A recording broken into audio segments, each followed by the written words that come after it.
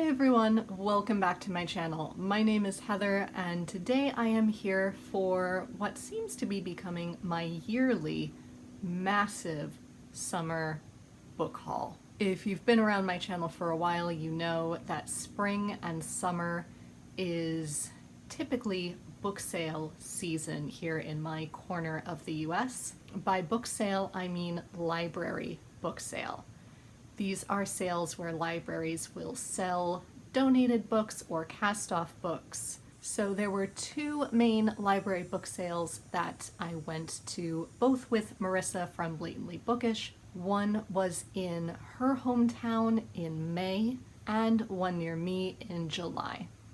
In between, I did happen to buy some books myself, but mostly these books were from library book sales, which not only benefits the library, but means that these books come very, very cheaply, which is fantastic.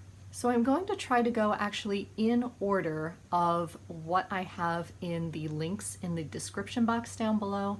I always try to link all of the books that I mention on Goodreads, so if you're interested in any, you can mark them or find out more about them and then mark them on Storygraph or find them through the bookstore of your choice. Also, can we take a moment to appreciate my book sale shirt, courtesy of Sarah's Scribbles and Out of Print Clothing Company. The first two books on that list I bought myself, and the first is one that I technically already read, sort of, and that is Pearly Victorious by Ossie Davis, which is a play. The subtitle of that play I absolutely love, which is A Non-Confederate Romp Through the Cotton Patch. I had never heard of this play before. I had seen this poster on my trips in and out of New York City because it's been recently revived. But honestly, this was all I knew about it. I knew it was purple, and I knew that Leslie Odom Jr. was starring in it. And it's the first, to my knowledge, really big thing that he's done on stage after Hamilton. But beyond that, I really didn't know what it was about, so I never made an effort to go and see it. Until it was up for some Tony Awards, and I discovered you could watch it on PBS's website, and I think you still can if you have PBS Passport. This is a fantastic play. It was written in 1961, I believe, and this is the first time that it has been revived in its original format on Broadway in about 60 years. And it's the story of Reverend Pearly here, who comes back to his very small, very southern hometown and wants to be able to inherit the church that is on this property. And he should be able to do it through a variety of inheritances, but the people who were going to inherit it have died. So he has convinced this small town choir girl to come in and play his cousin in order to convince the white man who's kind of running things to hand over this inheritance. And all sorts of comedy ensue. But in addition, what really struck me about this play is the language, the beauty of the language, the poetry, the music in the way that it is delivered. There is a way of preaching that this play truly captures and that Leslie Odom Jr. beautifully delivers. That is truly awe-inspiring. It is poetry in motion, and I feel like it needs to be way more celebrated than it is. It is just delightful and joyful and celebratory, even though it is confronting really dark and horrible realities of being Black in America for over 100 years. I highly recommend that you see it. If you can't see it, try at least to read it. Also, before we go any further, my neighbors behind us have been doing a construction project all week. There is no stopping them, and this is the only day that I can film. So if the microphone is picking up any of that noise, I deeply apologize. The second book that I bought myself was the second book in the Kristin Lavransdatter series, which is called The Wife. and that's by Sigrid Undset. This is a Norwegian classic. It was written in the 1920s, I believe, but it's set in medieval Norway.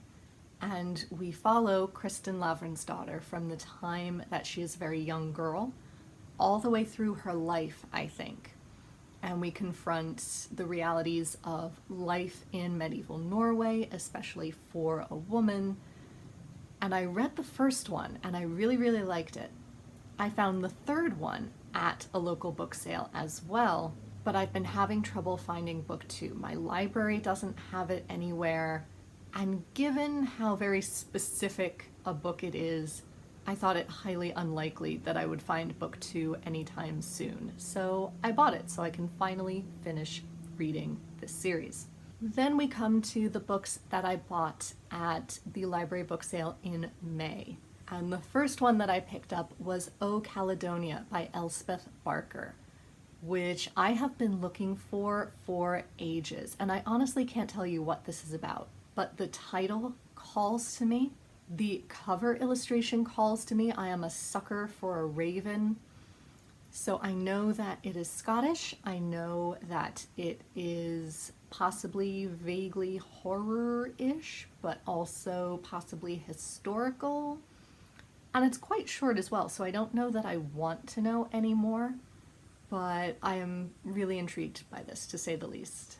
The next one I picked up is a double publishing. I have already read Othello, I have A Complete Works of Shakespeare, but I bought it for the other play in this bind-up, and that is The Tragedy of Mariam, or Miriam, sometimes subtitled Queen of Jewry, it depends, by Elizabeth Cary, who apparently was quite a famous playwright in her day, but no one really talks about her anymore.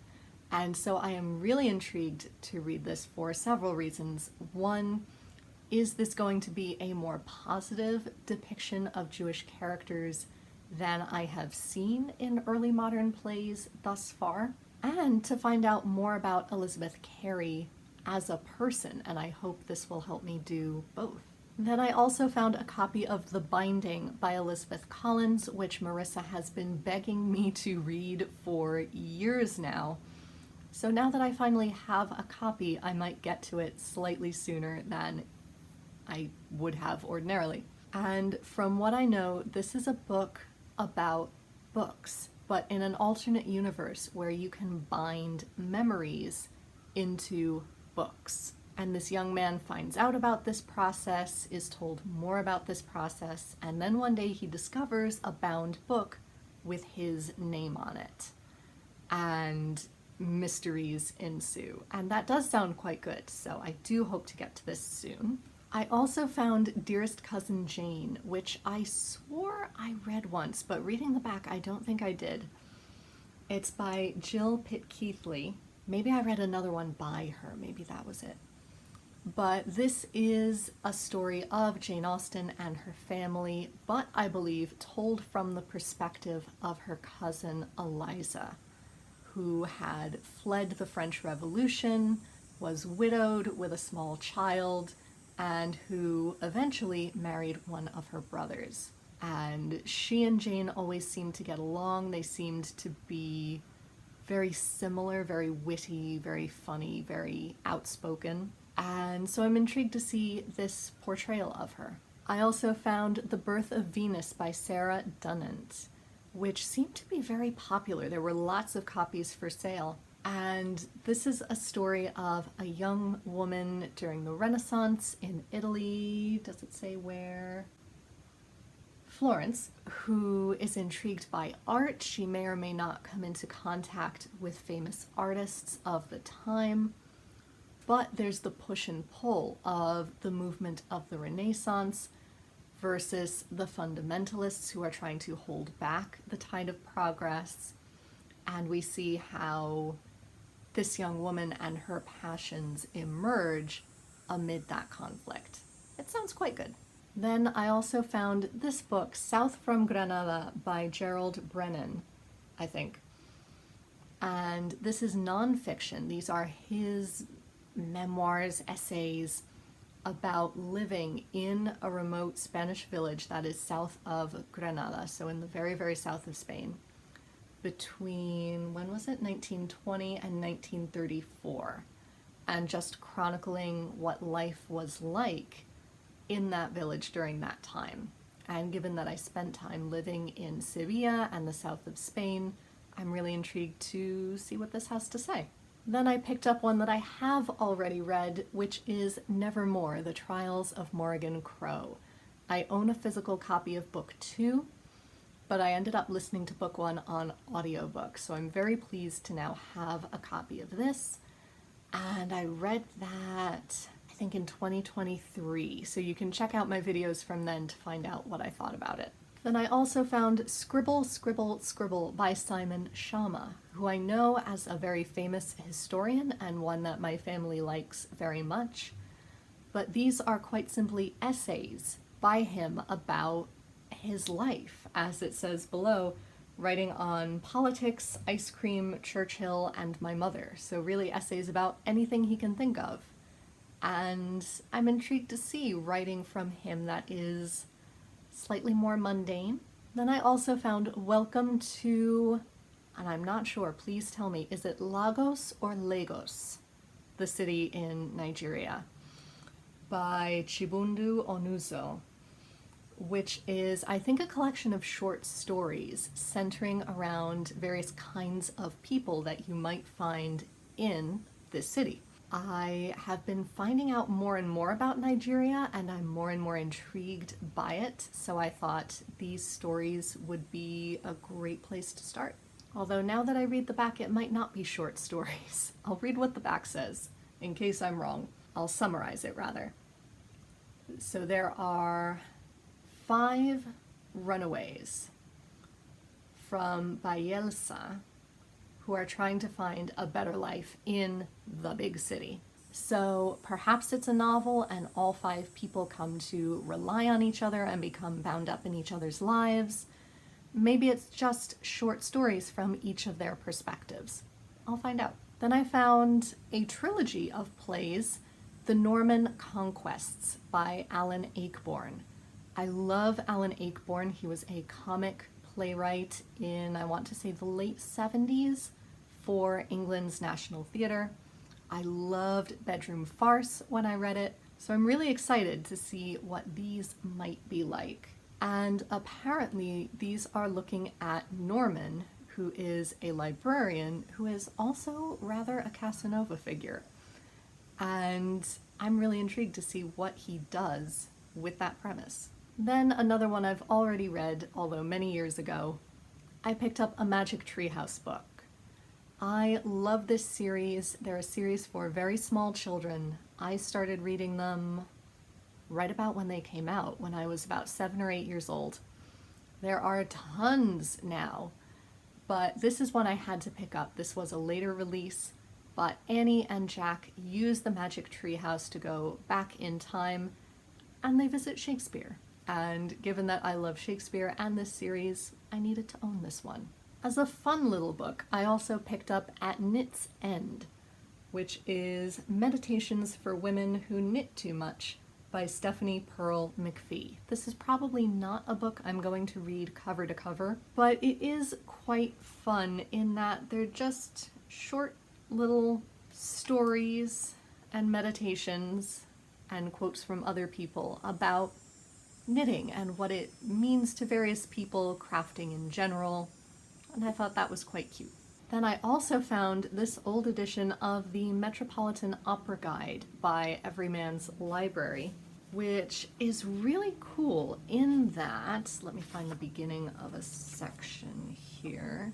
There. Oh, I've just been rewatching La Forza del Destino. So this is a complete guide to any opera that you might have seen at the Metropolitan Opera in years past. So probably fairly traditional operas are going to be in here. But it gives you details about the first time that it was produced at the Metropolitan Opera, when it was written, a list of characters and their voice parts, and then a breakdown, act by act, background information that you might need to know, entrances and exits so you can keep track of where you are in the plot, as well as motifs, musical motifs, or important sections that might show up and you can see what they look like as sheet music. It's really, really cool. I love this. So, of course, I'm going to hang on to this. Again, not something I'm going to read cover to cover, but a really, really fun find.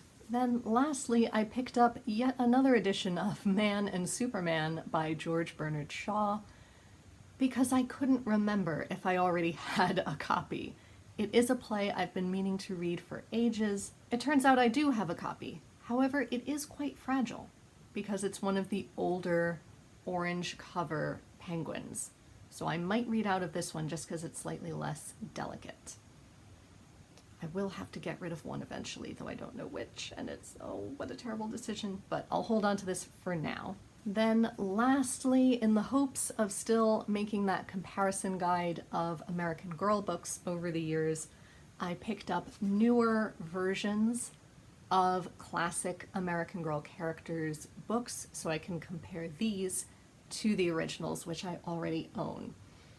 If you're not familiar with American Girl dolls, they were very popular in the 90s and 2000s. I adored them. And each doll was set in a different historical period and had her own series of books to help you find out more about them and what it would have been like living in that period of time. So these are newer editions of those stories. So I picked up two of Samantha's newer editions, in fact. And Samantha was growing up in New York in 1904. Kit was growing up in Cincinnati during the Great Depression. And Addie escapes slavery with her mother to live in Philadelphia in the 1860s. Then I had to take a trip over to New York. Sadly, the father of two of my former students died, so myself and my friend Veronica went to the wake to pay our respects. And we got there a bit early, so what else did we do but stop into the local library? And I picked up two books from their sale section. The first is The Nun by, is it Denis Diderot or Denis Diderot? I've never been sure. But this seems fairly gothic, but also social commentary. Based on the back, it's about a young girl who is forced into becoming a nun by her family and looking at the consequences of forcing someone into a religious vocation. Apparently it was quite scandalous at the time, and I'm excited to see what it might be like. I also picked up Albion by Peter Ackroyd, which talks about the origins of the English imagination, which sounds incredible. That premise is just fascinating, and I hear really great things about Peter Ackroyd as a historian, so one day I will get to this and find out what exactly he has to say. Then I ended up buying two more books from Blackwell's because you cannot get them here in the US, and I was just too desperate to read them. And they are the Lizzie and Belle mystery series, which Katie at Books and Things mentioned this year for Jane Austen July, and they just sounded too perfect. I had to have them. They look at Lizzie Sancho, the daughter of Charles Ignatius Sancho, who was, I believe, the first Black man given the right to vote in Britain. So his daughter Lizzie, and also Dido Bell as 11 or 12-year-olds solving mysteries, teaming up together and solving mysteries. And that is just too perfect. It's a time period I love. These are fascinating real figures of color for a middle grade audience. I couldn't want anything else. So there are two in the series. There's Drama and Danger and Portraits and Poison, and I hope to at least get to the first one in September. Then we come to the book sale near me, where I went mad. The main reason I went mad is because I bought all of these new to me Anthony Trollope books. Mainly, I think someone had died and her family donated her collection of Trollope books to the book sale. And Marissa and I were thrilled by this, and we were going through trying to think of what we already had, what we wanted to add to our collections. But even better than that was once we got them over to a side section to talk over what we wanted and what we didn't, we discovered that they had all been read by RKB, and we have since figured out who that was. And she marked it with when she read each of them, and she left her own review of the books in addition to the summary on the back. So it got to the point where, as we were trying to decide, we would say, well, what does RKB have to say about that one? And be more interested in her reviews than the official summary on the back. So if you or a loved one knew Dr. Rhoda Burnham, thank you so much, and know that her books have been given a good home. I have so many here. I don't know an awful lot about a lot of them, but I will give you as good a summary as I can. Firstly, we've got a few that fit into his standard drawing room type plots. And those are Orley Farm, which again, I heard Katie at Books and Things really like. Lady Anna, which I can assume is about Lady Anna. Oh, it's a tightly constructed and passionate study of enforced marriage in the world of radical politics and social inequality. Even better. And Cousin Henry. Oh, this one sounds like a tormented conscience type story, where Cousin Henry is a clerk, he's not making a lot of money, but he knows that his uncle's will disinherit him. He knows that his uncle made a last-minute will, cutting him out of the family fortune in favor of his cousin, and that he tucked that will into a book in his study. Nobody else in the family knows that it's there, though. So does Cousin Henry tell the truth and disinherit himself, or not, and live with his guilt? That sounds fabulous.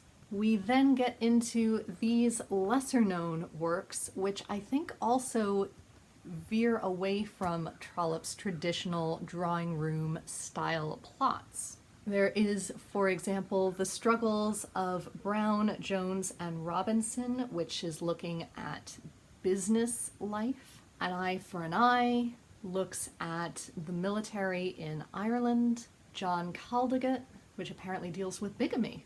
Interesting. The Golden Lion of Grand-Père. He seems to have written a few novels that have to do with France. The Kellys and the O'Kellys, dealing with, I think, a feud between two families, also in Ireland. The Fixed Period, which is apparently very uncharacteristic of him and more like Jonathan Swift. And finally, La Vendée, which is a historical novel in addition to being set in France. So that does it for all the Trollops I picked up. I also found, however, Princesses by Flora Fraser, which is a biography of the 6 daughters of George III.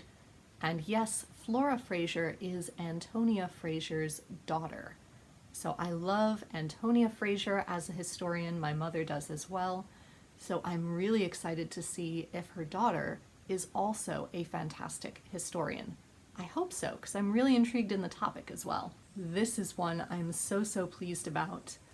The interesting narrative of the life of Olaudah Equiano, written by himself, is a historical autobiography memoir by Olaudah Equiano, who was, I believe, an African prince, who was then captured, sold into slavery, eventually became freed, and wrote his own experiences. I have been looking forward to reading this ever since I was about 15 or 16, and I saw the movie Amazing Grace for the first time, with Johan Gruffudd, Romola Gari, Rufus Sewell, Benedict Cumberbatch. It is a fantastic cast. But Olaudah Equiano was friends with William Wilberforce, who is the central figure of that movie, and together they worked to bring the abolition movement forward in the late 17 and early 1800s in Britain. So I've been dying to actually read this book after seeing it in that film, so I am so excited to get to this. I also found Beat to Quarters by C.S. Forster, yet another book in the Horatio Hornblower series. Have I read any of them yet? No, but I do plan to one day. Horatio Hornblower is a series following a young man and his progression through the Navy during the Napoleonic Wars. I also found The Recruiting Officer, which is a play by George Farquhar. I loved The Beau Stratagem by him, and this is, I think, one of his only other plays. So I am thrilled to get to this. I'm assuming it's going to be a comedy about army life in the early-ish 1700s. Very exciting. And one that I have already read and owned once upon a time is The Tea Rose by Jennifer Donnelly. I have been raving about this series this year because I read book 2. However, because I had forgotten how much I loved it, I donated my copy of book 1. So I found another copy, and now the series can be reunited. To hear more about this series, I refer you back to my mid-year freakout video from this year where I summarize the first 2 books in great detail. Just for funsies, I picked up My Favorite Intermissions by Victor Borge, which I'm assuming is a collection of hilarious, possibly untrue, facts about classical music and composers, because that's what Victor Borge did. He was a musical comedian, and I adore his work, so I'm thrilled to get to this. I also found this discard copy of New Grub Street by George Gissing, which is in gorgeous condition. This is a book that I believe looks at either publishing or journalism in the late Victorian era. And again, both Marissa and Katie have given George Gissing's books rave reviews, so I am now so excited for Victober because I have so many choices. I also found this book, which seems to be a combination of types. It's The Merry Muses of Caledonia by both Robert Burns and James Barke Sidney Goodsir Smith, because I thought this was a collection of essays about Robert Burns. That's what it seemed to be when I opened it up and looked at a few sections. However, the description on Goodreads says that it is a collection of some of Burns's lesser-known poems. Robert Burns was a very famous poet in the mid to late 1700s in Scotland. Many of his songs were set to music, so I'd like to think I'm fairly familiar with a lot of his major works. But apparently, these are not only lesser known, but they are fairly bawdy from the title, which doesn't surprise me knowing Burns's personal life. So I will probably read this in January around Burns Night. In the same vein, I also found a book about folk music and dances of Ireland by Brendan Breithaupt?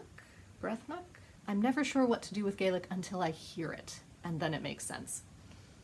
But this is exactly what it sounds like, and given that I was an Irish dancer for most of my life, I am very excited to get to this. Next I found De Profundis and Other Writings by Oscar Wilde. And these are essays, memoirs, something in that vein that I think he wrote when he was imprisoned after his homosexuality trial. I've loved his plays and the parts of novels that I've read.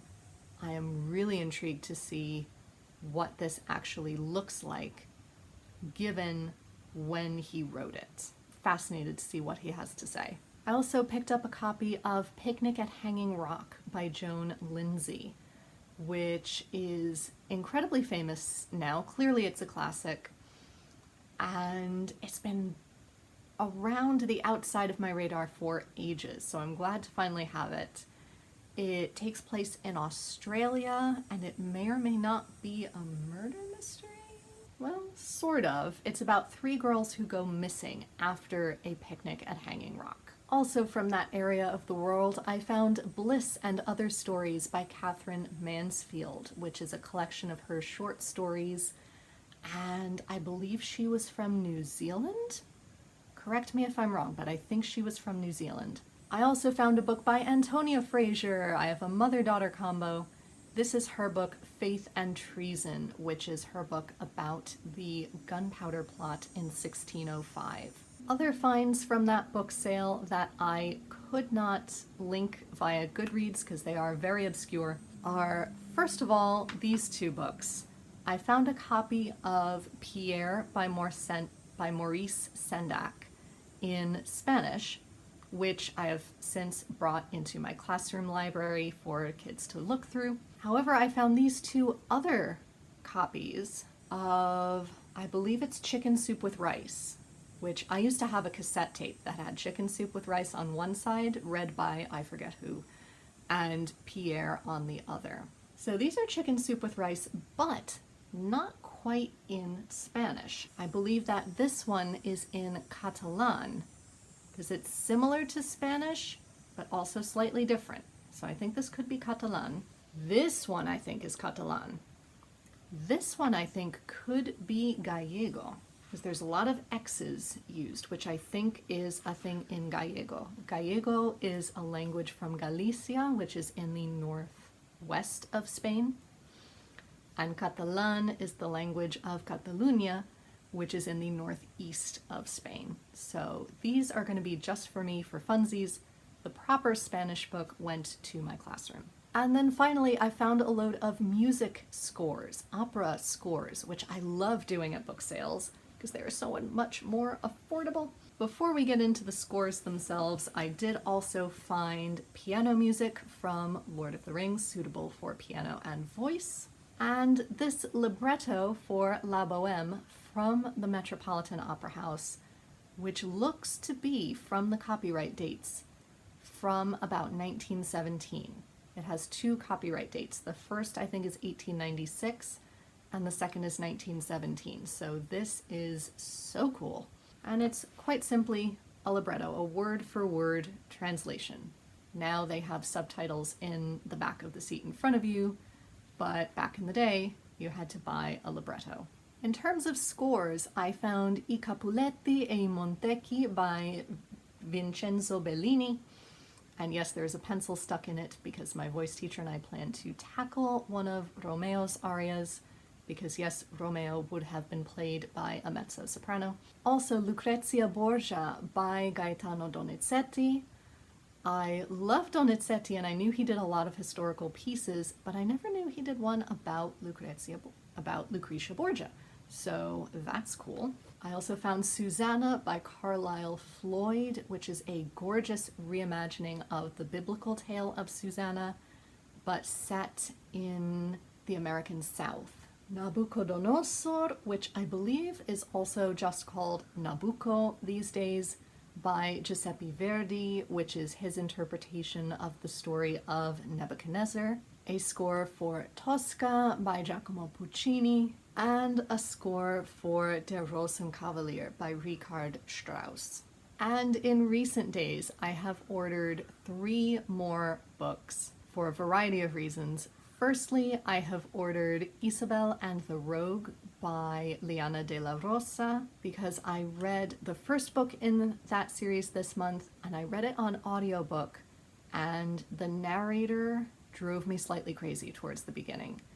And because I think I will identify a little bit more with Isabel as a heroine, I decided to find a cheap copy of this online through Pango Books, so that is now on its way to me. This is a Victorian-era romance where the 3 Luna sisters have been sent to England to escape the French occupation of Mexico and have to learn how to make their own life in London in the 1840s, 60s, thereabouts. I also discovered on Blackwell's that they have new stock copies of this edition of Mrs. Harris Goes to Moscow by Paul Gallico. If you've read or seen Mrs. Harris Goes to Paris, the story of the cleaning lady who longs for a Dior dress, this is part of that same series. There are 4 books in that series, and this is book number 4, where she and her friend Mrs. Butterworth win tickets for a guided tour of Moscow. And this is still during the Cold War, the Iron Curtain is still up, and you can only imagine the sort of hijinks that Mrs. Harris and Mrs. Butterworth get themselves into. And I love these editions, but they were out of print for a very long time. This one came back in stock, so I ordered it immediately. No word yet on if they will have book 3, which is Mrs. Harris MP, in the same format, because that's the only one I'm missing. So I hope that comes back in stock soon. While I was there, I also discovered that Annie Garthwaite has a sequel to her book Cecily, which is The King's Mother, which still follows Cecily Neville now that her son, Edward IV, has become king in the War of the Roses. I remember really enjoying Cecily, so of course I had to order book 2 to find out how her portrayal will continue. So now that I have been sitting here for nearly an hour, I would love it if you left a comment, now that we have made it to the end of the video, with what item was your favorite. Which one were you most excited about, intrigued by? Let me know down below. I would love to talk about them with you. No spoilers for any of these books because clearly I have not read most of these yet, but I hope to eventually. Now comes the fun of figuring out where they're all going to go until I can read them. But while I do that, I will let you go, and until next time, be safe, be well, and happy reading. Bye everyone.